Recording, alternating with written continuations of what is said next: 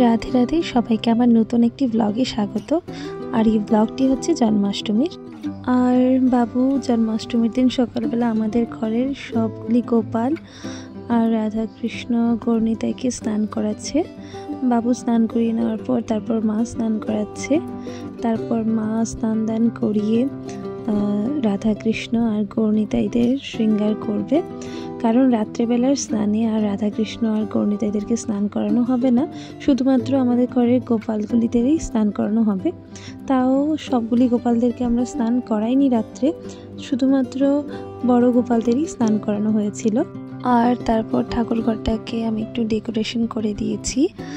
আর মা চলে গেছে তাল চালতে। মা তাল চেলে একদম রেডি করে দেবে, আর আমি বানাবো একটু তালের বড়া আর তালের ক্ষীর। আর আমি এখন বানিয়ে নিচ্ছি তালের বড়া, আর আরেকদিকে বসিয়ে দিয়েছি তালের ক্ষীর। তো তালের বড়া আর তালের ক্ষীর বানানো হয়ে গেলে বানাবো একটু লুচি আর সুজি। আর এখানে বানানো শেষ, এখন মা আমাকে লুচিটা বেলে দিচ্ছে আর আমি আরেকদিকে লুচিটা ভাজছি। একদিকে লুচিটাকে ভাজছি আর আরেকদিকে বসিয়ে দিয়েছি সুজি। তো লুচি বানানোটা আমার মোটামুটি শেষ, আর সাথে আমার সুজি বানানোটাও কমপ্লিট। আর এখন আমি বানাবো ঠাকুরের জন্য ক্ষীর। ক্ষীরটা আমি প্রতিবারই ঘরে বানাই, আর ক্ষীর বানানোটা শেষ হলেই মোটামুটি কাজ শেষ। আর এখন সবাই মিলে রেডি হয়ে বসে গেছি গোপালকে রাত্রে স্নান করানোর জন্য। প্রথমে আমি গোপালকে স্নান করিয়ে নিয়েছিলাম, তারপর একে একে আমরা সবাই মিলে যারা জন্মাষ্টমী করছিলাম একসাথে সবাই স্নান করাচ্ছিল গোপালকে।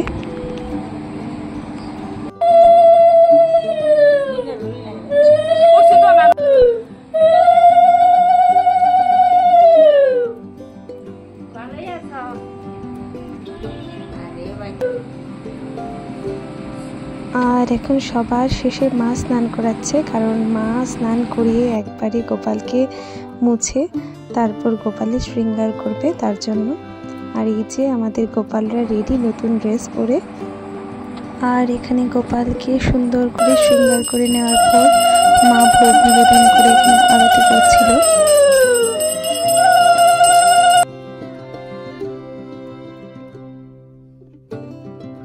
আর এই হচ্ছে জন্মাষ্টমী উপলক্ষে আমাদের ভগবানদের শৃঙ্গার। আমাদের ঠাকুরের গায়ে যে জামাগুলি আছে সেগুলি আমরা বাড়িতেই নিজেরা বানিয়েছি। আর আমরা চেষ্টা করি যতগুলি স্পেশাল ওকেশন আসে ওই স্পেশাল ওকেশনগুলির জামা কাপড়গুলি আমরা নিজে হাতে বাড়িতে বানানোর জন্য।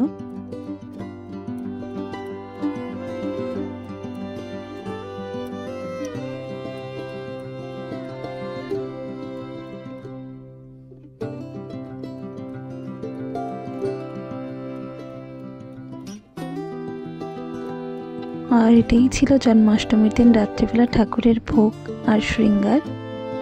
আর এটা হচ্ছে পরের দিন সকালবেলায়, অর্থাৎ নন্দ উৎসবের দিন। আমি সকালবেলায় ঘুম থেকে উঠে কিছু কিছু সবজি রেডি করে নিয়েছিলাম, বাকিগুলি মা কেটে রেডি করে দেবে। আর তারপর আমি রান্নাটা বসিয়ে দিয়েছিলাম। আর এখানে আছে সয়া চাপ, পনির, মাশরুম, এগুলিও আমি কেটে কেটে আলাদা আলাদা বাটিতে রেখে দিয়েছি। মা এসে সয়া চাপটাকে পিস করে দিয়েছিল। আর এখানে আমি প্রথমে বসিয়ে নিয়েছিলাম একটু আলুর দম, আর তারপরে আমি সব তরকারিতে অল্প অল্প করে দেওয়ার জন্য একটু আলু ভেজে নিয়েছিলাম একসাথে করে। তারপর আমি প্রথমে রান্না করে নিচ্ছি পনিরটা রান্না করে নেবার পর আমি রান্না করেছিলাম সয়া চাপ।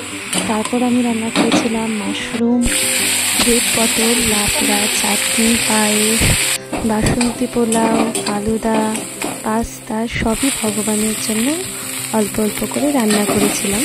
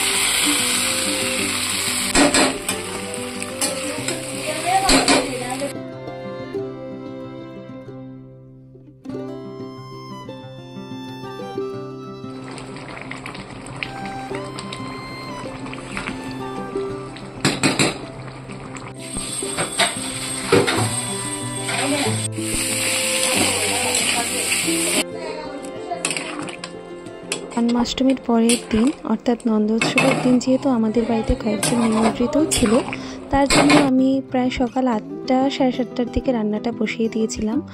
আর সকাল 9:30 10টার মধ্যে রান্না আমার পুরোপুরি কমপ্লিট হয়ে গেছিলো। আর ভোগ যেহেতু দুপুর 12টার আগে নিবেদন করতে হয়, তার জন্য মোটামুটি 10:30টার মধ্যে আমরা ভোগ নিবেদন করে ফেলেছিলাম। আর এখানে ভোগ নিবেদন করে মা এখানে আরতি করছিল, আর আমরা কয়েকজন বাইরে বসে কীর্তন করছিলাম। আর আরতি কীর্তনের শেষে আমরা সবাই মিলে ভোগ দর্শন করছিলাম। আর কথায় আছে যে ভোগ দর্শন করলে নাকি জড়া ব্যাধি রোগ শোক অর্থাৎ দুর্ভোগ যেগুলি হয় মানব জীবনে সেগুলি কেটে যায়। আর এই যে আমার নিবেদন করা জন্মাষ্টমীর পরের দিন অর্থাৎ নন্দোৎসবের দিনের ভোগ।